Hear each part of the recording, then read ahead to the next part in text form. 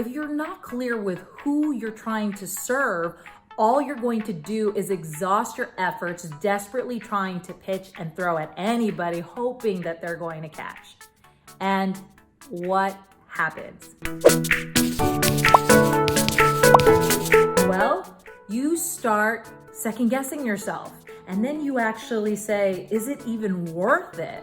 You don't even believe in your product or service anymore. And then you tell yourself, I just don't have enough time. I don't have enough resources. I don't have enough capital, money, anything to get this going. Why did I even start? Let me give you two examples that hopefully might change your mind. First one is John Paul DeJoria.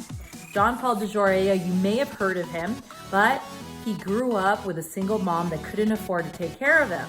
So he was raised in foster care. He was homeless, not once, but twice, where he was 22 with a 2-year-old son. And so he worked at everything, just trying to survive, sold encyclopedias, insurance, and found himself working for Redken, which sell hair products. That's where he met a hairdresser named Paul Mitchell. And they got together and they said, you know what, we can provide better hair care products. And so, of course, he didn't have the resources or funds that you would think you would need to create a business. So he found it and borrowed $700 in order to create Paul Mitchell Industries, all while living in his car. And soon enough, Paul Mitchell Industries were born, and he was able to create and be founder of Patron Spirits. I think he has a net worth of $3 billion. My next story is about a Ukrainian boy named Jan Kum. Jan also grew up in poverty, and his mom was a babysitter and he was a cleaner in a grocery store. But he loved programming. He loved computers. And so he got really good at it.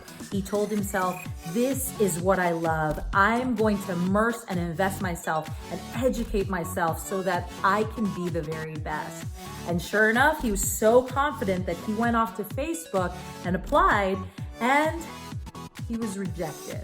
So he still kept at it, and soon enough, he found himself working as an engineer for Yahoo.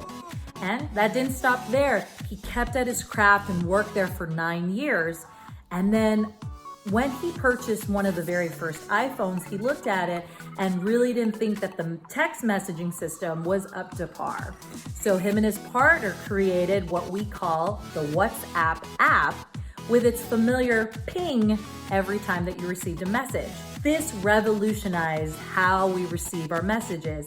And in 2014, Mark Zuckerberg, the founder of Facebook, invited Jan over for dinner and asked him to be in the board of directors for Facebook. And soon enough, Facebook bought the WhatsApp app for $19 billion. Jan is estimated to be worth over $7 billion. And Jan is known for saying, do not call him an entrepreneur. He actually said, the next person that does, I'm going to punch in the face. Why does he say that? Because he says, entrepreneurs are driven just to make money. He wants to be in the business of providing useful products for people. And so there's two distinct facts in these stories. Number one is debt is a viable option. Thinking that you do not have enough resources will stop you right there. With debt, you can allow it to really scale your business as long as you have a plan to pay it back. And it cements your commitment that you truly want to make this happen. And the most important thing that so many successful entrepreneurs and business leaders do, they invest in themselves first. They make sure that they are fully prepared to handle what may come to them at any time.